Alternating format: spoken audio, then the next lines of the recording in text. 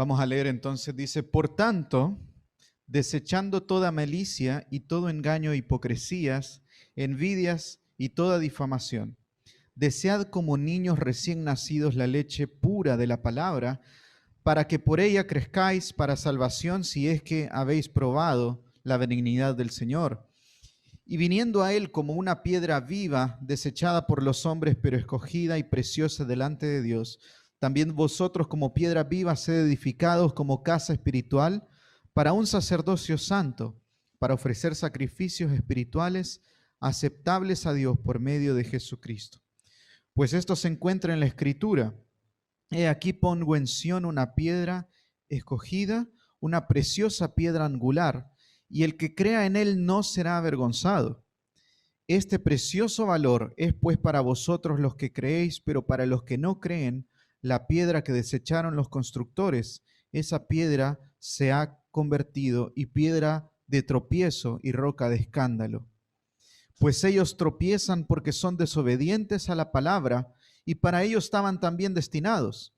Pero vosotros sois linaje escogido, real sacerdocio, nación santa, pueblo adquirido para posesión de Dios, a fin de que anunciéis las virtudes de aquel que os llamó de las tinieblas a la luz admirable. Pues vosotros en otro tiempo no erais pueblo, pero ahora sois el pueblo de Dios. No habíais recibido misericordia, pero ahora habéis recibido misericordia. Vamos a orar antes de comenzar. Padre Santo, Señor, queremos recordar, Dios, que en este momento nos hemos reunido, Señor, para escuchar tu palabra, Señor. Señor, que como iglesia somos un cuerpo, como leíamos en Primera de Corintios, somos un cuerpo, Señor. Somos el cuerpo de Cristo, Dios. Señor, y queremos experimentar eso hoy, Señor. Queremos realmente vivirlo, Señor. Que este momento, a diferencia, Señor, de lo que normalmente hacemos en la semana, estamos reunidos para escuchar tu palabra, Señor. Dios, y tú lo diseñaste así, Dios. Tú lo diseñaste así. Tú querías que fuera así. Señor, queremos estar atentos a tu voz, Señor. Queremos aprender de tu palabra, Señor. Queremos ser transformados por tu palabra, Señor. Te pedimos que hables solamente tú, Señor. Que no hable yo, Señor. Que podamos escuchar tu palabra y apuntar, Señor, a ti, Señor. Que nuestros ojos estén puestos de una manera vertical, Señor, apuntando a Jesucristo, Señor. Te pedimos que hagas eso en nosotros, Señor. Te damos gracias en tu nombre, Jesús. Amén. El pasaje empieza, por tanto. Y si nosotros recordamos en el sermón anterior, en el texto anterior, hay varias veces que se menciona esta frase que Pedro va a decir, por tanto, haced esto, por tanto, haced lo otro. Porque anteriormente nosotros, si recordamos el texto anterior, anteriormente habíamos hablado acerca de dos puntos principales. El primero era una verdad teológica, que era una herencia incorruptible, era esta herencia futuro, esta eternidad en la presencia de Dios. Esta es la verdad teológica que Pedro les dice a todos estos cristianos que están en Asia Menor y que les da como consuelo a su sufrimiento. Si recuerdan, ellos están padeciendo persecución y Él les da esto como consuelo a su sufrimiento. Y como consecuencia a esta verdad, en respuesta, o sea, en nuestra respuesta como cristianos hacia esta verdad, Él va a decir tres cosas y con este texto va a hablar de una cuarta cosa. Las cosas que habíamos visto anteriormente, estas tres consecuencias, era uno, vivir en santidad, no sé si recuerdan, vivir en santidad, vivir en temor a Dios y amor por los hermanos. Él dice que una tercera consecuencia es el amor hacia los hermanos, un amor sincero.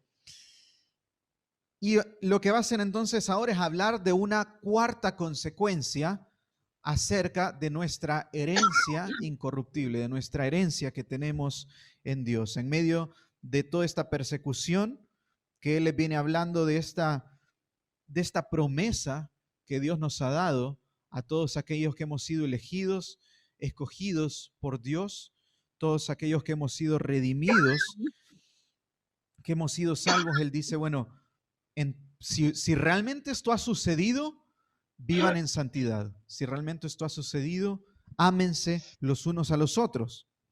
Y ahora va a hablar de una cuarta cosa por la cual nosotros, en la cual debería de haber una consecuencia también. Dice, por tanto, entonces, en el versículo 1, desechando toda malicia y todo engaño e hipocresías, envidias y toda difamación. Todo engaño, toda hipocresías, envidia y toda difamación. Posteriormente dice, desechando esto, deseen la palabra de Dios. Pero entonces, ¿cómo decimos, cómo relacionamos esto de desechar todos estos pecados en relación con desear la palabra de Dios? Bueno, y acá vamos a ir apuntando a un propósito, al propósito que él quiere hablar en este momento, que es la edificación de la iglesia. Él va a hablar acerca de la edificación de la iglesia, pero ¿cómo se van conectando todos estos puntos? Bueno, en el capítulo 1, en el versículo 22, nos venía hablando acerca de un amor sincero. ¿Sí? La tercera consecuencia, un amor sincero de hermanos, un amor hacia los santos, hacia el cuerpo de Cristo, hacia otras personas que son parte del cuerpo de Cristo. Les habla de un amor, amados unos a otros, entrañablemente de corazón puro, de corazón puro. Y estos pecados que acá menciona, que él va a decir, despójense de esto, rechacen esto, son todo lo contrario al mandamiento anterior, al mandamiento de amarnos los unos a los otros. Lo contrario, el egoísmo es el contrario al amor. El amor por mí mismo es lo único que me va a detener, o tal vez no es lo único, es la principal razón que me va a detener a amar a otros, a amar el cuerpo de Cristo. Y él habla curiosamente de ciertos pecados, ¿sí? Porque podría haber enlistado una cantidad grande de pecados, ¿no? Podría decir, bueno, despójense del adulterio, de la fornicación, despójense de la avaricia, despójense del orgullo, pero él dice, despójense de la malicia, del engaño, de la hipocresía, de la envidia y la difamación. ¿Por qué usa esto? Bueno, veamos un poco más detenidamente de qué está hablando. Bueno, ¿qué es la malicia? La malicia es cuando nosotros estamos planeando o haciendo mal a otra persona. Esto es la malicia, es querer dañar a otro. Cuando habla del engaño es mentir a otra persona. Si ven, van teniendo siempre una relación con otro, ¿no? Hipocresía, mostrar una falsedad, mostrar algo que no es, mostrar mi vida diferente a lo que realmente es mi vida. Envidia, habla de envidia, de un sentimiento, tal puede ser de tristeza o de enojo, que experimenta una persona porque desea lo que otro tiene, ¿sí? Desea lo que otro tiene. No sé si han escuchado la serie de Pecados Respetables, hablamos hace más o menos un mes sobre esto, sobre el pecado de la envidia y de los celos. La difamación, dice, es, en otras palabras, es decir, en público o de cualquier manera, ¿sí? Ya en público, secreto, escrito, de cualquier manera, cosas negativas de otra persona, especialmente si son falsas. Nosotros le decimos chisme, ¿sí? Le decimos chisme, especialmente si son falsas, no necesariamente si son falsas. Ahora, ¿qué tienen que ver todos estos pecados? ¿Por qué enlista puntualmente estos pecados antes de hablar acerca del crecimiento que vamos a tener en la palabra y como resultado del amor los unos por los otros?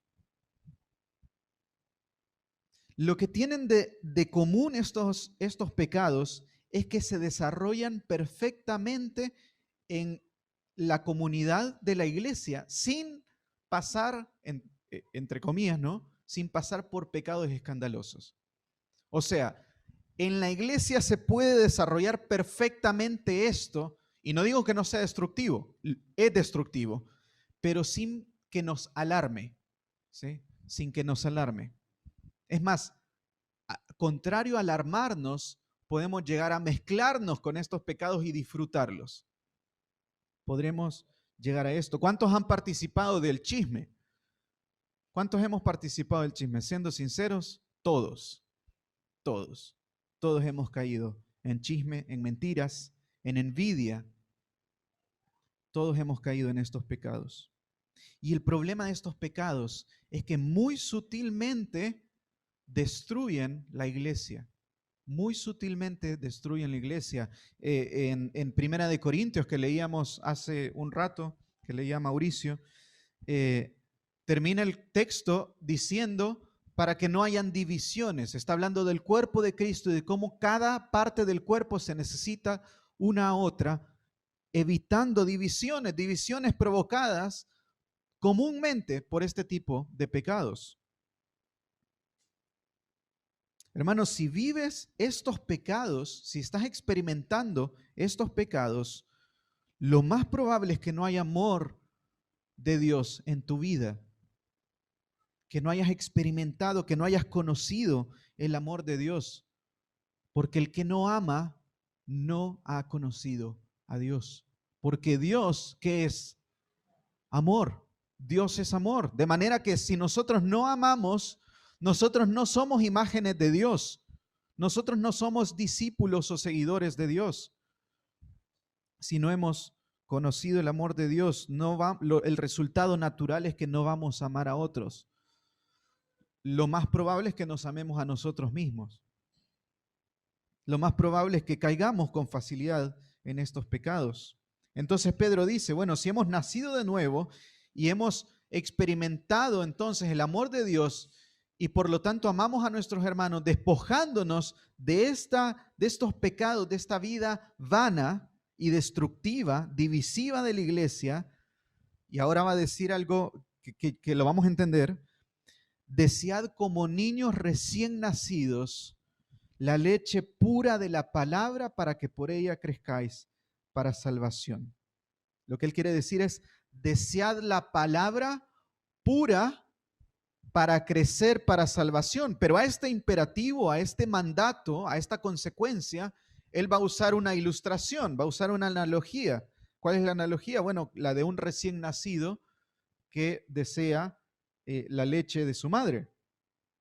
¿Sí? Si nosotros nos ponemos a pensar, bueno, cuánto más o menos, o cómo, cuando la Biblia usa estas ilustraciones, porque nos está tratando de hacer pensar un poco más, ¿no? ¿Cómo funciona entonces un recién nacido? ¿Cómo desea la leche de su mamá? Lo normal es que al menos los primeros 2 o 3 semanas, el recién nacido tiene que tomar al menos entre 2 y 3 horas la leche de su madre, ¿no? Si no que está desnutrido. Lo necesita y la necesita pura. No la podemos contaminar esa leche. Y esto lo lleva a crecer. Y no solamente en estatura, sino lo lleva a crecer de una manera saludable. Yo recuerdo cuando Evelyn, en su época de lactancia, con José, se enfermaba, lo que le decía la pediatra era, bueno, no dejes de darle la leche. Porque aunque vos estés enferma, todos tus anticuerpos pasan al bebé. Entonces el bebé se está siendo fortalecido con la leche de la madre. Y de la misma manera nosotros deberíamos de desear la palabra de Dios. Deberíamos de desear la palabra de Dios. Ahora, ¿de qué manera obtengo entonces la palabra de Dios? ¿De qué manera llego a la palabra de Dios? Si bien el texto no nos dice de qué manera, no nos está hablando de las formas en que podemos, sí nos habla dentro de un contexto, y el contexto al que les está escribiendo Pedro es la iglesia, ¿sí? Es la iglesia. O sea, les está diciendo, deseen la palabra de Dios, pero el contexto es dentro de la iglesia. Recordamos que Pedro les habla a una congregación. Les está hablando acerca del crecimiento como un cuerpo. Acá tal vez no usa la palabra cuerpo, acá usa más edificados. Usa más la ilustración o la analogía de del templo de Dios, de la casa de Dios. Pero la forma de llegar es en este contexto. No significa que nuestro tiempo a solas, nuestro devocional, importa menos. No, no significa eso, ¿sí? Pero no es la dieta completa. Nosotros no estamos realmente siendo alimentados si nuestra única fuente de ingresos alimenticios espirituales es nuestro devocional. No basta, no basta. Acá podríamos hablar como de la receta de cocina espiritual, digamos, ¿no? Como qué incluye esta dieta de la palabra de Dios, cómo nosotros llegamos a la palabra de Dios. Bueno, vamos a mencionar 6 cosas. Primeramente es nuestro devocional, ¿sí? Cómo nosotros llegamos a la palabra de Dios día a día. Esto es necesario para nuestro crecimiento espiritual, la palabra de Dios, nuestro devocional. Una lectura completa de la palabra de Dios. Hermanos, les animo, si no están haciendo el plan cronológico que estamos haciendo, les animo a que lo hagan. Es necesario que nosotros tengamos una lectura de toda la palabra de Dios, de toda la Biblia. Recuerdo una predicación que a mí me cambió mucho, de Ricardo Daglio, un pastor que está en el sur, y él hablaba de que nosotros muchas veces en las iglesias reformadas, ¿no?, nos sentimos orgullosos de estar en una iglesia reformada. Claro, yo voy a una iglesia que encima se llama bíblica, ¿no? ¿Y cuántas veces nosotros hemos leído la Biblia completa? ¿Cuántas veces lo hemos hecho? Necesitamos una lectura completa de la palabra de Dios. Necesitamos la meditación en la palabra de Dios. Necesitamos una alabanza, una adoración basada en la palabra de Dios. Y necesitamos todo esto, una lectura, una meditación y una alabanza en la palabra de Dios junto a los hermanos, en grupos pequeños, en grupos de estudio, en discipulado. Necesitamos llegar, desear la palabra de Dios acompañados de otros hermanos. Y finalmente el plato, digamos, fuerte, la comida tal vez mejor preparada de la semana, necesitamos de la predicación que tenemos los domingos. Hermanos, nosotros deberíamos de irnos de acá y continuar el resto de la semana meditando en lo que hemos aprendido el domingo. Por así decir, es como que si el domingo se cocinó el mejor plato de la semana, tiene todas las vitaminas, todas las proteínas que necesitamos. Es como ese refuerzo que se da. Obviamente estas ilustraciones son malas, no se queden con ellas, pero esta es la comida más fuerte que tenemos en la semana. Nosotros debemos de aprovecharla. No debemos salir de acá y olvidarnos. No debería de pasar un minuto después de la predicación y que nuestra mente la olvidó y no nos acordamos de nada y seguimos con nuestra vida. ¿Cuántos llegamos al viernes y si se nos pregunta, bueno, ¿qué fue lo que hablamos el domingo? Algo de Pedro, ¿no? Algo dijeron de Pedro, sí, algo de la palabra, ¿no? Que la palabra es importante. Creo que Hebreos, ¿no?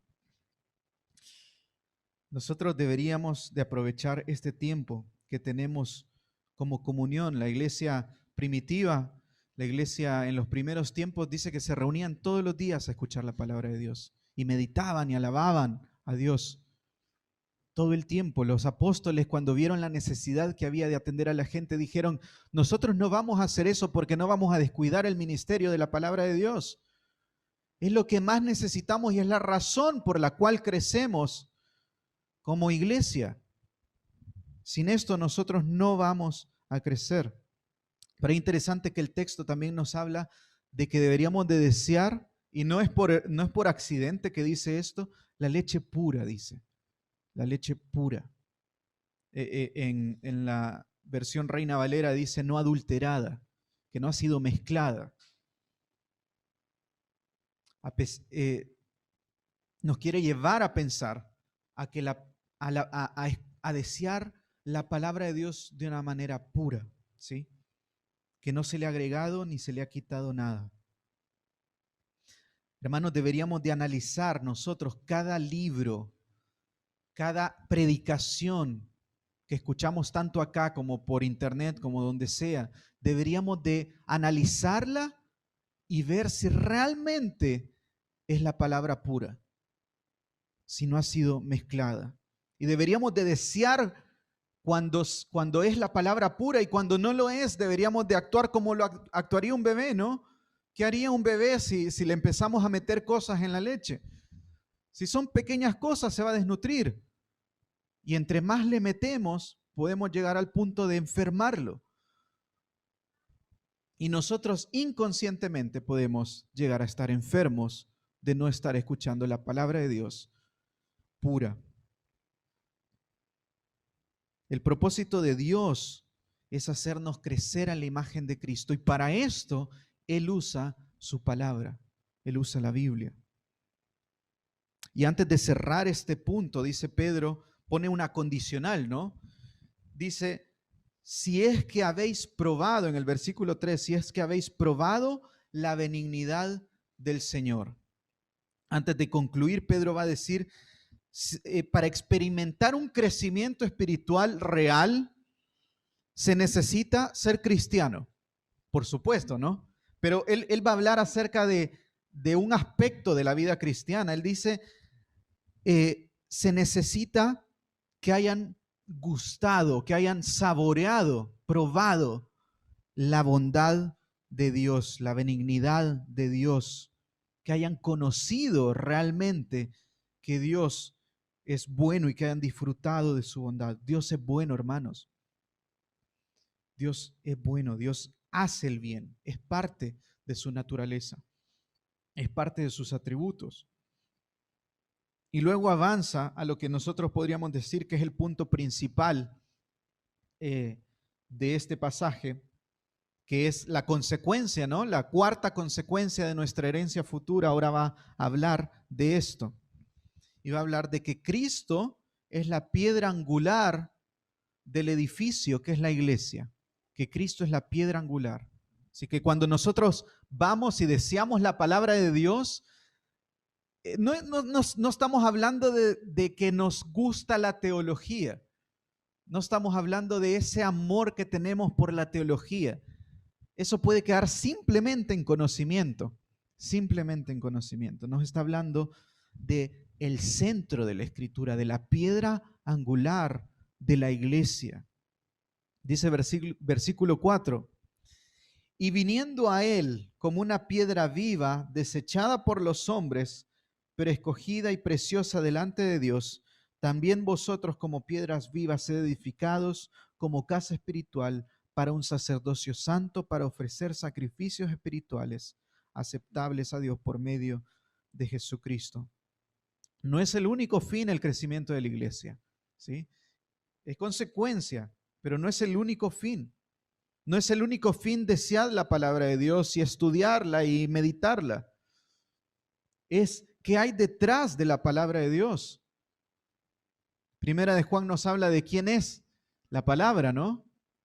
Nos habla de quién es la palabra. Dice, nos habla de Cristo, que es el verbo, que es la palabra, y que ese verbo se hizo carne. Entonces, cuando nosotros vamos a la palabra, el punto de todo esto es que nosotros estamos yendo a Cristo, porque queremos conocer al escritor de este libro. Queremos conocerlo a Él. Él ha hablado de sí mismo en la palabra. Y entonces nosotros llegamos a Él, a conocerlo. Dice, y viniendo a Él y acercándonos a Él como una piedra viva. Él va a hablar entonces acerca de otra ilustración. Él va a decir cómo, nuevamente en la primera parte veíamos como un niño, ¿no? Está hablando de un ejemplo, de una ilustración. Y ahora dice como una piedra viva. Y aunque esta frase de piedra viva nos parece una metáfora, nos parece algo figurativo, no lo es. En realidad lo que Pedro está haciendo es que está apuntando a una profecía que se ha dado en el Antiguo Testamento, en Isaías 28. ¿Qué dice Isaías 28? 28:16 dice, por tanto, así dice el Señor Dios, he aquí pongo por fundamento en Sión una piedra probada, angular, preciosa, fundamental, bien colocada. El que crea en ella no será perturbado. A este texto es el que está apuntando Pedro, a este texto. Sin embargo, Pedro no solamente habla de la piedra angular, sino habla de una piedra viva. Él está haciendo referencia a la vida que es Cristo. No la vida que tiene Cristo, la vida que es Cristo. ¿Y por qué lo va a hablar de esto? Porque después nos va a hablar de que nosotros somos también piedras vivas en Cristo. Nosotros hemos recibido la vida de Cristo. Y dice este texto, esta profecía, que esta vida fue desechada, esta piedra fue desechada por los hombres, pero que Dios la ha escogido y es preciosa delante de Dios. Este texto nos habla de cómo Dios, cómo el Padre ve a Jesucristo, cómo el Padre ve a Jesucristo y lo ve como una piedra de gran valor, como una piedra preciosa, como una piedra valiosa, apreciada, completamente contrario a lo que hicieron los hombres. Hermano, que Dios ha llamado tanto, haya amado tanto a nosotros, que entregó a su Hijo, no significa que valemos más que Jesucristo. No significa que valemos más que Jesucristo. Quiero explicar esto. Dios no es que puso en la balanza a Jesucristo y a todos sus escogidos y dijo, bueno, como estos pesan tanto, bueno, no me queda de otra, voy a tener que sacrificar a Jesucristo. No, para nada, para nada. Imposible. El Padre ama al Hijo sobre todas las cosas. Lo ama sobre todas las cosas. Lo aprecia y lo valora. El Hijo es hermoso para Dios, para el Padre, y lo ha sido eternamente. Por toda la eternidad Dios se ha complacido en su Hijo. Dios lo ha visto con amor y ha disfrutado de su amor eternamente. Y por esto todavía es más impresionante que Dios haya decidido darlo por nosotros. Porque nosotros como pecadores, como enemigos de Dios, Dios decide dar a su Hijo más valioso que nosotros. Lo decide dar por nosotros. Dios nos amó de esta manera, hermanos. Dios nos amó de esta manera. Obviamente en sus planes no terminan ahí, ¿no? Sus planes terminan en que su Hijo finalmente glorificado sobre todas las cosas. Pero nos amó tanto que entregó a su Hijo por nosotros. Pedro se vale de esto entonces para decir en el versículo 5, también vosotros, ¿sí? Dijo Jesús es la piedra viva, ¿sí? La piedra viva. Y ahora dice, también vosotros, como piedras vivas, como imagen de Jesús. Hermanos, ¿saben que por esto Dios nos ve a nosotros hermosos? No porque lo seamos. Somos vasos de barro. Nos ve hermosos porque ve a Jesucristo al vernos a nosotros. Jesucristo nos dio su vida a cambio de la nuestra. Entonces Dios ahora ve una vida perfecta porque ya no ve nuestra vida. No ve nuestras obras. Nuestras obras eran imperfectas, eran llenas de orgullo y de pecado. Entonces Dios ya no ve eso, ve al Hijo, nos ve con ese deseo. Y dice entonces ahora nosotros como piedras vivas, como cristianos, como imitadores de Jesús, gracias, como imitadores de Jesús, dice, sed edificados como casa espiritual para un sacerdocio santo. Pedro está buscando que nosotros crezcamos. Ya nos habló de la manera, ¿no? Que nosotros crecemos por el deseo o por la relación que tenemos con las Escrituras. Pero nos está hablando ahora de que, claro, continuemos en eso para crecer en Cristo, para que crezcamos en Cristo. Nos habla de que somos la casa de Dios. somos el templo de Dios. No, obviamente no este lugar, ¿no? Sí, no estas paredes. No se trata del edificio, se trata de los que nos juntamos acá. O de todos aquellos que hemos conocido a Dios y nos juntamos acá. En 1415, el 6 de julio, uno de los mayores prerreformadores fue quemado en la hoguera por sus declaraciones. Su nombre era Juan Hus. Juan Hus. Y lo que él planteaba era que la iglesia, la verdadera iglesia, en contrario a lo que decía la iglesia católica en ese momento,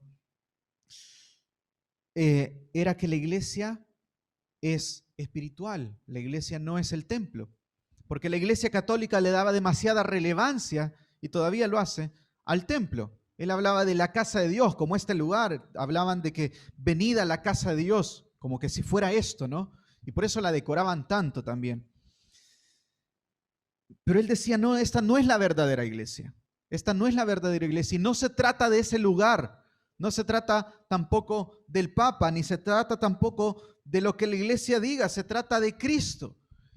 Y esta es la principal razón por la que él fue quemado vivo.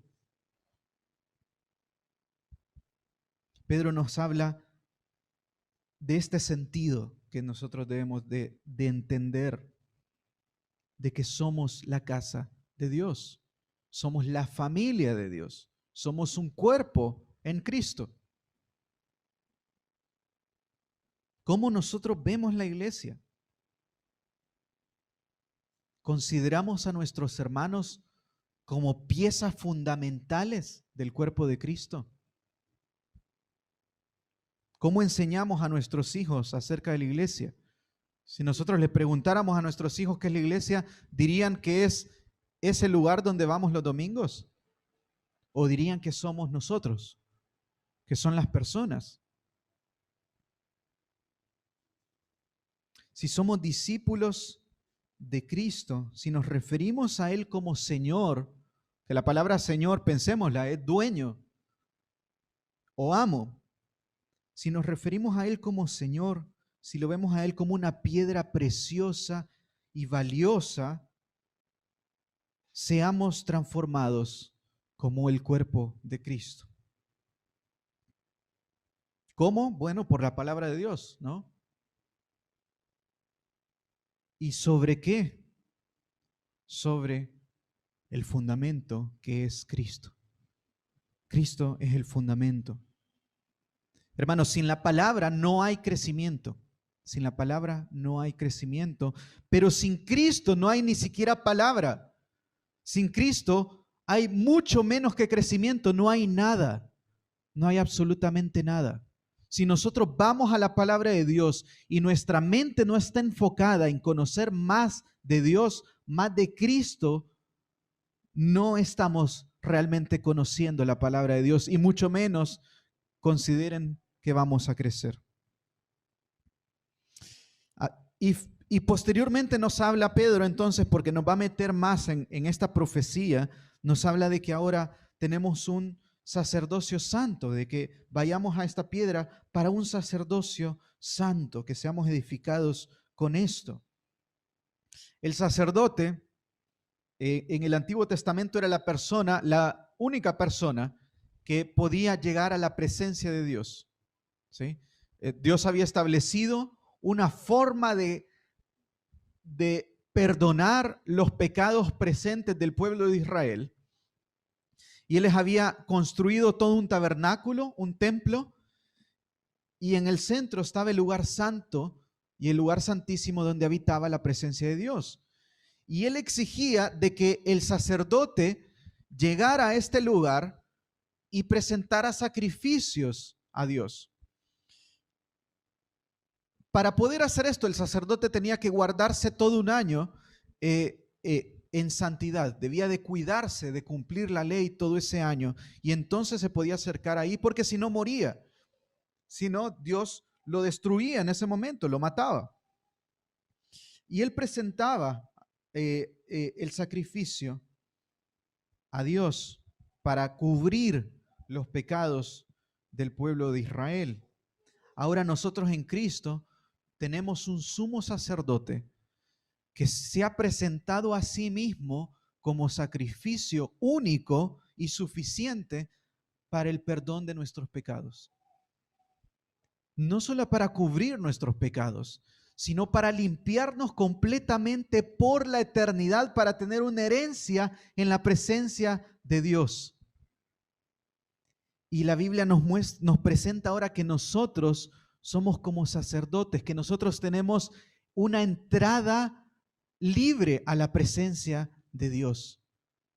Hermanos, a veces no pensamos en esto, pero si nosotros llegáramos a la presencia de Dios, Dios nos destruiría en el momento porque somos pecadores y ahora nosotros tenemos libertad de acceso a Dios.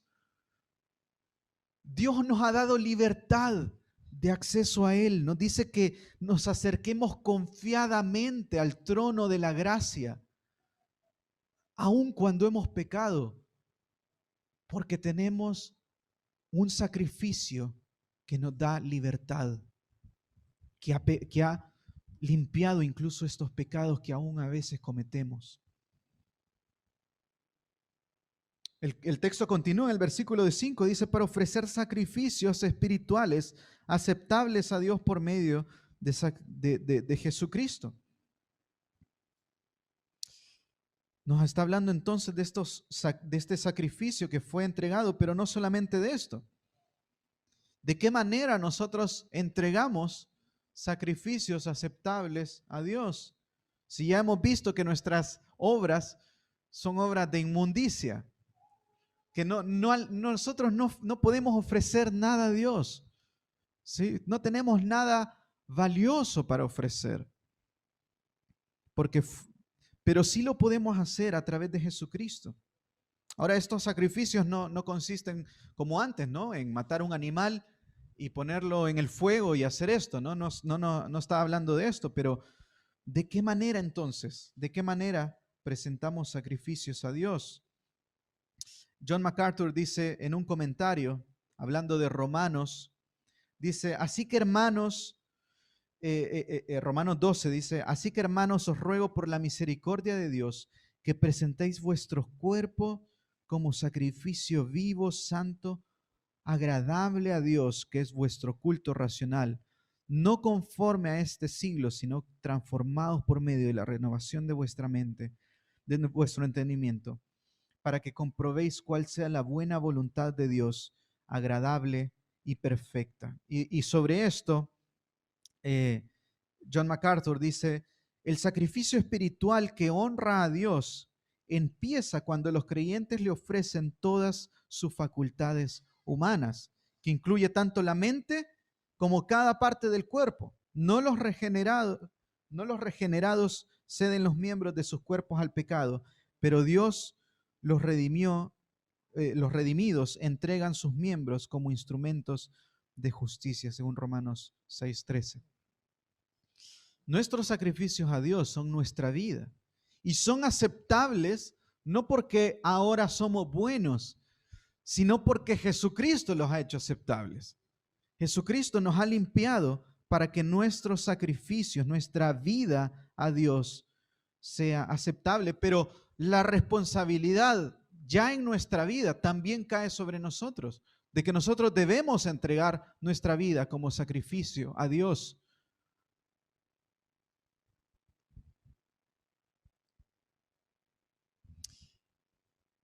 Hermanos, ¿es un deleite para nosotros escuchar la palabra de Dios? ¿Es un deleite? ¿Cómo nos preparamos nosotros previamente para venir en la congregación y ser edificados todos juntos? ¿Cómo nos preparamos para hoy? ¿A qué horas nos dormimos el sábado, sabiendo que el domingo va a ser un poco más difícil levantarnos? ¿Le damos el valor suficiente? El domingo pasado me recuerdo que hablaba con Johnny y hablábamos acerca de la importancia del devocional, ¿no? Y de lo valioso que es tenerlo en la mañana. Y hablamos de que el día anterior, si yo sé que el devocional en la mañana es muy valioso y que quiero aprovechar bien el tiempo, ¿cómo el día anterior me acuesto temprano? Porque le doy valor que el día siguiente voy a poder despertarme temprano y tener mi tiempo con Dios. Y no va a terminar siendo esa lectura rápida que no me alcanzó el tiempo. ¿Cómo le damos valor al tiempo con Dios en las Escrituras? Y en especial al tiempo que tenemos como iglesia congregados mientras escuchamos su palabra. ¿Cómo meditamos en la predicación el resto de la semana? ¿Tratamos de aplicarla? ¿Disfrutamos charlar de la Biblia sin ser falsos, simplemente para quedar bien y decir que sabemos muchos versículos o que hemos entendido algún libro? ¿Disfrutamos realmente de charlar de la palabra de Dios? Y corrobora Pedro entonces todo esto que venimos hablando en esta profecía que hablábamos anteriormente, ¿no? Dice en el versículo 6, pues esto se encuentra en la Escritura. He aquí, menciona el pasaje nuevamente, dice, he aquí, pongo en Sión una piedra escogida, una preciosa piedra angular, y el que cree en él no será avergonzado. El texto que acabamos de leer de Isaías, Pedro lo usa para aclarar su punto, o más bien, no para aclarar su punto, más bien se va a basar en esta verdad teológica para hablarnos acerca de la necesidad que tenemos como iglesia de crecer, de ser fundamentados en Cristo. ¿Qué es la piedra angular? ¿Qué es la piedra angular? ¿A qué se refiere este concepto? Bueno, en la antigüedad, para construir un edificio, lo más normal es que se ponía una piedra, normalmente grande, y a partir de esta piedra se levantaban los muros principales. ¿Sí? Es como si tenemos acá un cuadrado, ¿no? Normalmente los edificios eran cuadrados y no habían paredes en la parte de adentro. Y en una esquina normalmente se ponía esa piedra angular y a partir de ahí se levantaban los muros principales y el resto de los muros igualmente iban apoyados en este mismo. Y lo que se hacía era que con esta piedra se iba midiendo todo iba apoyándose ahí, era grande por eso, para que el resto de las piedras pudieran ir apoyándose en esa. Es más, esto se volvió como una tradición un poco romántica y la piedra normalmente se dejaba fuera de los edificios y se decoraba y el arquitecto que había construido el edificio tendía a firmarla y ponerle la fecha. ¿Sí? Y esta es la piedra angular. Y de esta manera el texto nos dice que nosotros debemos de entender la iglesia como Cristo, la piedra de la cual somos edificados, en la cual nos vamos todos apoyando, de la cual tiene sentido. Este edificio no tiene sentido si Cristo no es la piedra angular, si Él no es la cabeza del cuerpo. Entonces, teniendo esto en mente, que Cristo es la piedra angular, entendamos un poco más acerca de la profecía, porque Pedro va a continuar un poco más hablando de esto. Que esta piedra angular, para los que creen, es hermosa, pero para los que no creen, es una piedra de tropiezo. La misma piedra que construye el edificio, para los que no creen, es una piedra de tropiezo.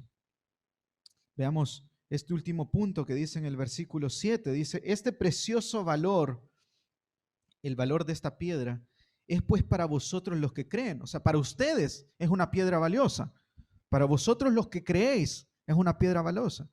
Pero para los que no creen, dice el versículo 7, la piedra que desecharon los constructores, esa piedra angular se ha convertido y piedra de tropiezo y roca de escándalo, pues ellos tropiezan porque son desobedientes a la palabra y para ellos estaban también destinados. Para ellos también estaban destinados. Vemos entonces cómo es para el que no cree. Para el que cree, ya dijimos, vemos similar o igual a cómo Dios ve a su Hijo, ¿no? Vemos a Cristo con gran valor. Pero para los que no creen, ¿Qué pasa para los que no creen? La misma piedra sirve de tropiezo. Hasta ahora sabemos que la piedra es Jesús, pero habla entonces de los edificadores. ¿Quiénes son los edificadores? ¿Quiénes son los que tropiezan? Sorprendentemente Jesús responde esto mismo. Vamos a buscar, bueno, no, esto no lo busquen porque se nos va a hacer largo, pero se los leo Jesús hablándole a los fariseos y a los escribas. Dice, escuchad otra parábola. Había una vez un hacendero que plantó una viña y cercó con un muro y cavó en ella un lagar y edificó una torre. La arrendó a unos labradores y se fue de viaje. Cuando se acercó el tiempo de la cosecha, envió a sus siervos, a uno lo golpearon, a otro lo mataron y a otro lo apedrearon. Volvió a mandar otro grupo de siervos mayor que el primero y le hicieron lo mismo. Y finalmente el dueño de este lugar, dice, les envió a su hijo diciendo, bueno, a mi hijo lo van a respetar, respetarán a mi hijo. Pero los labradores vieron al hijo, dijeron entre sí, este es el heredero, venid matémoslo y apoderémonos de su heredad y echándole mano lo arrojaron fuera de la viña y lo mataron. Pregunta entonces Jesús, cuando venga pues el dueño de la viña, ¿qué hará a estos labradores?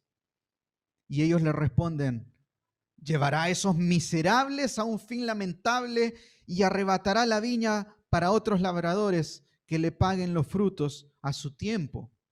Jesús les dijo entonces, sorprendente esto, lo vemos tantas veces en la Biblia, como toda la Biblia está conectada. Jesús les dice, ¿nunca leíste en las Escrituras la piedra que desecharon los constructores?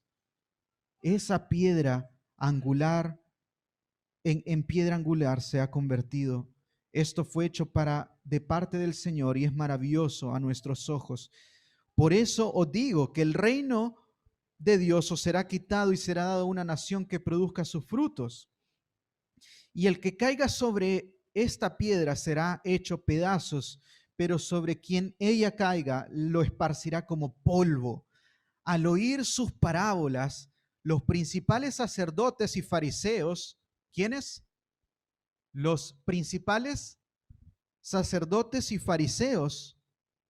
Y en el versículo 1 menciona los ancianos también, comprendieron que hablaba de ellos. ¿Quiénes son estos principales sacerdotes, fariseos y ancianos? Son la cabeza del pueblo de Israel. Son los líderes de Israel. Entonces Jesús les está diciendo, bueno, estos que rechazaron la piedra angular, ahora ha venido a ser la piedra que edifica la iglesia. La piedra que edifica la iglesia. Está hablando entonces de esto. Pablo explica en Romanos 9 al 11, y ahora si quieren buscarlo, capítulo 9, versículo 30, para que entendamos un poco mejor esta profecía compleja, bastante difícil, pero que en realidad es una obra de gracia de Dios.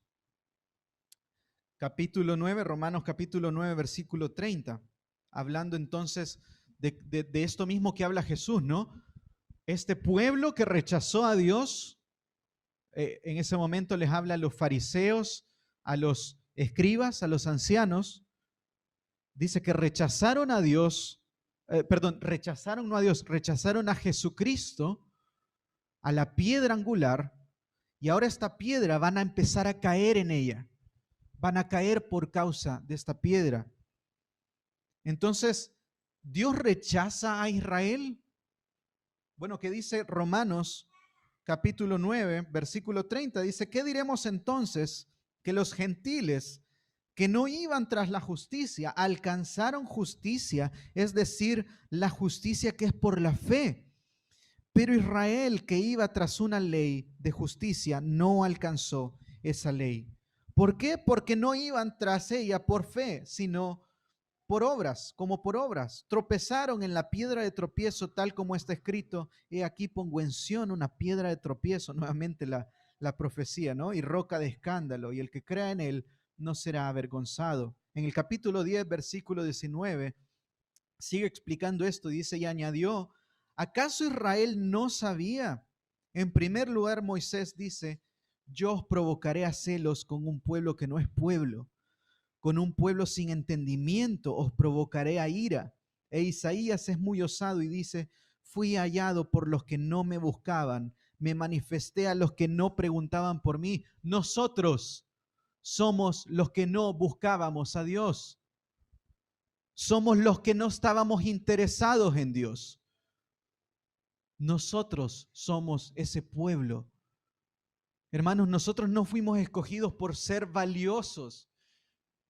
Fuimos valiosos para Dios, pero no porque seamos valiosos, no porque nosotros tengamos un gran valor en la creación.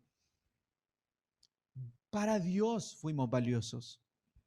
Nosotros éramos el pueblo que no estaba interesado a Dios, que estaba rechazando a Dios. Y dice Romanos que a este pueblo escogió Dios. Y en el capítulo 11 aclara un poco más, en el versículo 11 dice, digo entonces, ¿acaso tropezaron para caer? Hablando de Israel, ¿no? De ningún modo, pero por su transgresión ha venido la salvación a los gentiles. Por causa del pecado de Israel ha venido la salvación a los gentiles, a nosotros, para causarles celos. Y en el versículo 17 dice, pero si alguna de las ramas de Israel, y este tal vez es la mejor ilustración que podemos tener para entender este concepto, pero si alguna de las ramas de Israel, perdón, de las ramas, que es Israel, fueron desgajadas, y tú siendo olivo silvestre está hablando de una planta del campo, una planta que no había sido cuidada, que no había sido tratada, que está allí afuera, ¿sí? En mi país usamos la expresión mala hierba, así como una hierba que crece en cualquier lugar, ¿no? Que uno no espera que crezca esa hierba. Dice acerca entonces de nosotros, dice, fuisteis injertados entre ella y fuisteis hecho participante con ellas de la rica savia de la raíz del olivo. Por tanto, dice, no seas arrogante como para con las ramas, pero si eres arrogante, recuerda que tú no eres el que sustenta la raíz, sino que la raíz es la que te sustenta a ti. Dirás entonces, las ramas fueron desgajadas para que yo fuera injertado. Dios rechazó a Israel porque quería que nosotros estuviéramos. Dice, fueron desgajadas por su incredulidad, pero tú por la fe te mantienes firme. ¿Queremos decir entonces que Dios abandonó a Israel? No, no. Queremos hablar de lo que Dios hizo con nosotros, que nos puso en ese tronco, en esa savia que nos da vida ahora. Y a diferencia del pacto anterior, ya no dependemos de lo que hagamos, sino dependemos de la promesa de Dios. Dependemos de la promesa de Dios. Dios nos ha hecho parte de su pueblo. Nos ha hecho parte de su pueblo. Pero Pedro nos da un poco más de luz para entender este texto. Nos dice que no se trata de que los que rechazan a Dios eran solamente los fariseos y los sacerdotes. No está hablando de eso, porque seguramente dentro de los sacerdotes y fariseos también había salvos, ¿sí? Recordamos a Nicodemo, por ejemplo. Nicodemo era un fariseo y finalmente lo vemos arrepentido creyendo en Cristo. Entonces, Pedro dice, bueno, no se trata de esto, se trata de un aspecto espiritual, del que cree y del que no cree. Versículo 8, pues ellos tropiezan porque son desobedientes a la palabra y para ello estaban también destinados. Los que tropiezan son desobedientes a la palabra. Son aquellos que no creen, el versículo 7 lo dijo, ¿no? Para los que no creen Jesucristo, esta piedra es piedra de tropiezo. Lo que para nosotros consideramos tan hermoso, lo que Cristo es tan hermoso para nosotros, para el que no cree es condenación.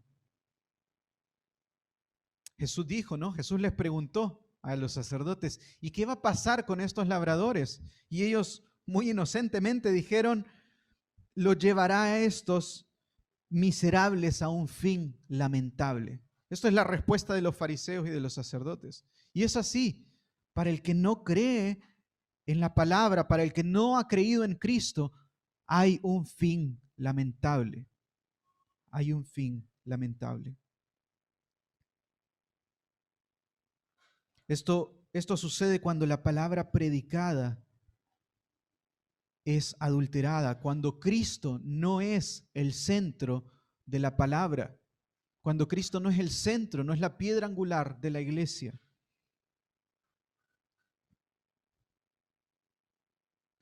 Es decir, si Cristo ha sido predicado realmente, sin contaminar esa predicación, se volverá piedra de tropiezo para los que no creen. ¿Se entiende este punto? Si Cristo es predicado realmente, sin contaminar la predicación, si la palabra de Dios es predicada realmente, es piedra de tropiezo para el que no cree. Pero donde la predicación, donde esta leche espiritual ha sido adulterada, donde se le ha puesto azúcar, ¿no? O donde ha sido diluida con agua, y donde Cristo ha sido sacado del centro de la Biblia, ya no produce el mismo fruto. Ya no es condenación para los que no creen. Digo, si Cristo no está siendo predicado realmente, el que no cree no se va a ver ofendido por Cristo. No va a rechazar esa palabra porque Cristo no está siendo predicado. Se va a sentir cómodo tal vez. Se puede llegar a sentir cómodo. Si en el púlpito no está siendo predicado Cristo, puede ser que esa iglesia esté muy llena de personas.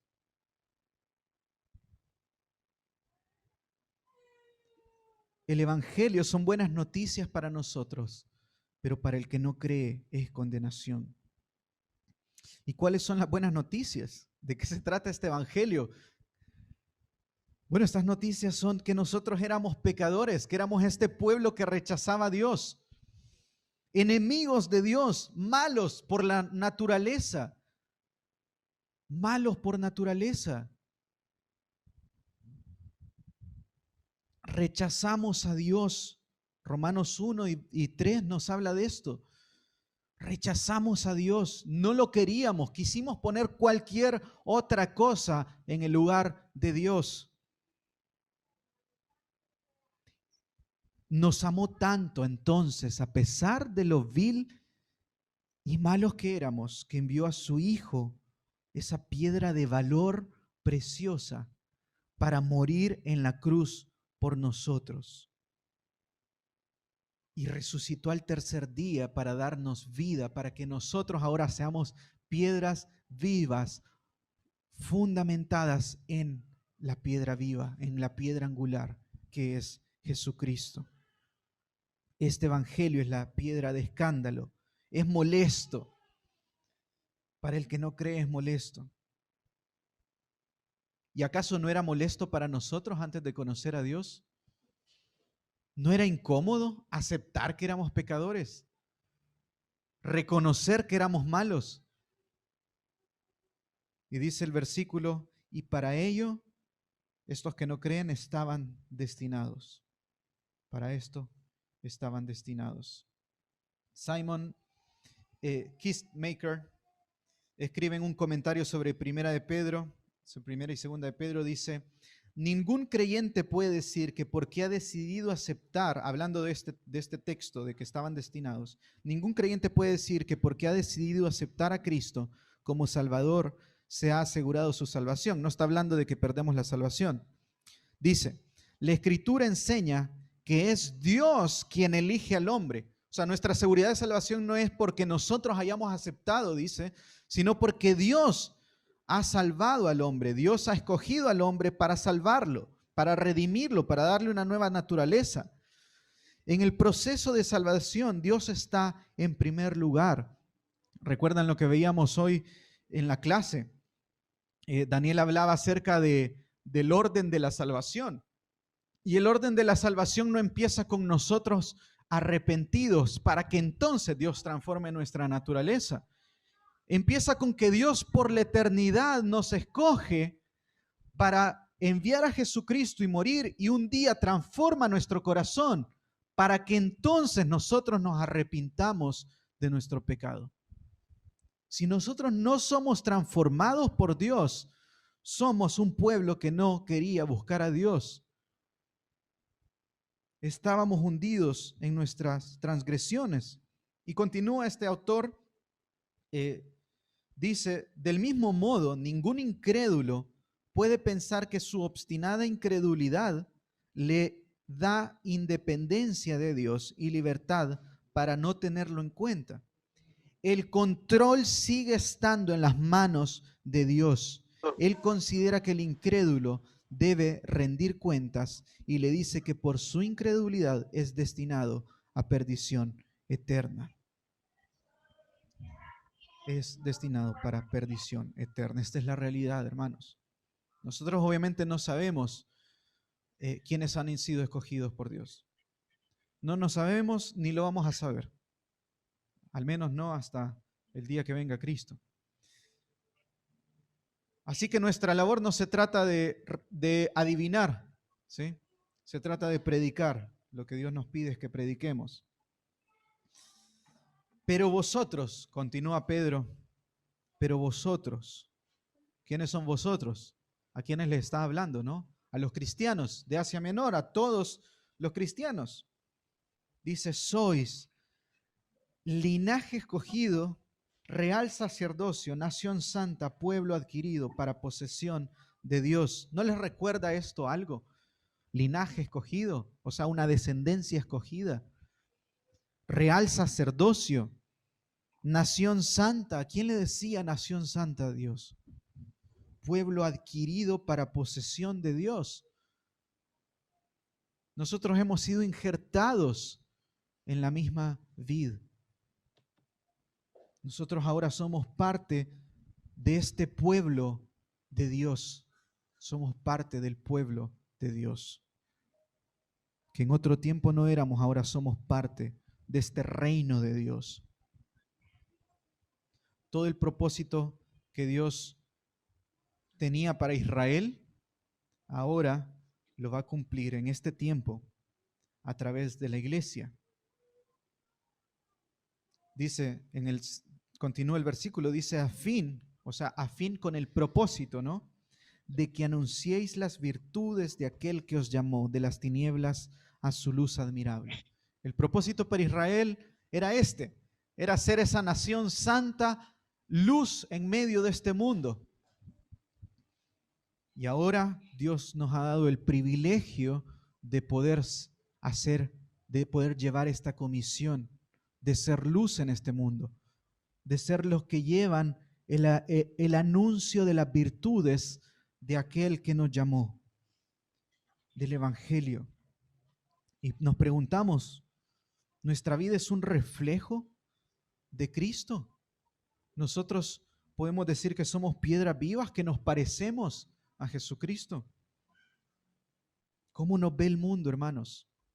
¿Cómo nos ve el mundo? ¿Estamos llevando las buenas nuevas a los perdidos? ¿Anunciamos sus virtudes? ¿Qué podrían decir nuestros vecinos de esto? Nuestros familiares que no son cristianos, nuestros compañeros de trabajo, nuestros amigos. Y concluye Pedro con este pasaje, con este punto. Dice, versículo 10, pues vosotros en otro tiempo no erais pueblo, pero ahora sois pueblo de Dios. No habíais recibido misericordia, pero ahora habéis recibido misericordia. La iglesia es la casa de Dios y el fundamento es Jesucristo. Y el que crece, crece por la palabra de Dios.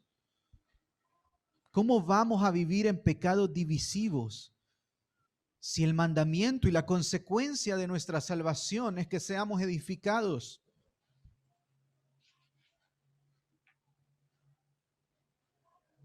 Cuando vas a hablar mal de tu hermano, cuando vas a mentirle en la cara, cuando vas a hablar, cuando vamos a hablar teología para que otros piensen que somos muy espirituales, pero somos hipócritas. Cuando vas a contar algo falso de otro hermano, poniendo excusas espirituales, diciendo que lo haces porque estás preocupado por tu hermano, ¿no? Cuando planeas maldades a otros, no hablamos de maldades de querer matar a otro, de lastimar a otro, ¿no? Cuando hacemos algo muy astutamente para que al finalmente perjudique a otra persona, cuando planeamos esto, cuando intentamos hacer alguna de todas estas cosas, ¿hemos considerado lo que somos en Cristo? ¿Hemos considerado lo que es nuestro hermano en Cristo? Primera Corintios leíamos, ¿no? Cuando un hermano se duele, nos dolemos nosotros. ¿Qué pasa si ese hermano se duele porque nosotros lo hemos lastimado? Hermanos, ¿nunca les pasó de que se golpeaban sin querer, pero ustedes mismos? De que sin querer hicieron algo y se golpearon. Duele, ¿no? Duele porque nos golpeamos a nosotros mismos. Como iglesia somos el cuerpo de Cristo y cuando estamos en división estamos destruyendo lo que nosotros mismos somos. Pero Pedro quiere que en consecuencia a esta herencia eterna, a nuestra visión en la eternidad, nosotros crezcamos como un cuerpo a través de la palabra de Dios, que la experimentamos principalmente en medio de la congregación, edificados como un cuerpo, como una familia. Cada miembro de este lugar que ha sido salvo es miembro de esta iglesia y es una familia, nos guste o no nos guste. Y si no nos gusta, tal vez no hemos conocido al Señor. Si no nos gustan nuestros hermanos, tal vez no hemos conocido al Señor. Hermano, esta es la iglesia de Dios, no la destruyamos. Pero una vez más, encontramos la gracia de Dios. Encontramos este acceso que se nos dio de ser sacerdotes, que podemos entrar libremente a la presencia de Dios y presentar nuestro pecado y arrepentirnos y confiar en la gracia de Dios. Confiar de la gracia de Dios. Esta verdad nos ha hablado el Señor hoy, de que Cristo es la piedra por la cual podemos ser construidos y edificados como iglesia de Dios, pero por la misma piedra que trae condenación. Miremos a Cristo, hermanos. Miremos a Cristo, miremos su evangelio. Si no lo vemos, hay una condenación, vamos a tropezar. Pero si lo vemos de la manera que Dios lo ve, vamos a ser edificados, teniendo una esperanza en la eternidad, en la presencia de Dios, disfrutando de lo que Dios ha disfrutado por la eternidad en Jesucristo. Oramos, hermanos. Señor, gracias Dios, Señor, gracias. Señor, porque éramos otro pueblo, Señor. Otro pueblo que no estaba interesado en ti, Señor, y tú nos has traído, Señor, con amor, con misericordia, porque todo lo hiciste por misericordia. Nos has traído con amor, Señor, para hacernos parte, Señor, de algo que no merecemos, pero que ahora podemos disfrutar, Señor. Ayúdanos no solo a disfrutar, Señor, de esto, sino a disfrutar de nuestros hermanos, Señor. A crecer en amor por ti para también crecer en amor por nuestros hermanos. Señor, ayúdanos a ver nuestro pecado cuando no tenemos amor por otros. cuando no estamos interesados en tu palabra, Señor. Ayúdanos a valorar, Señor, la palabra que escuchamos el domingo para vivir por ella, Señor. A disfrutar charlas con nuestros hermanos de cómo te conocemos a ti, Señor. Señor, tú eres más grande, Señor, de lo que podemos imaginar, y tu grandeza y complejidad nos va a maravillar por la eternidad, Señor. Pero te pedimos que desde ya podamos empezar a disfrutar de eso, Señor. Ayúdanos a disfrutar de tu presencia, de tu palabra en comunidad, Señor. Y te damos la gloria, Señor, en tu nombre, Jesús. Amén.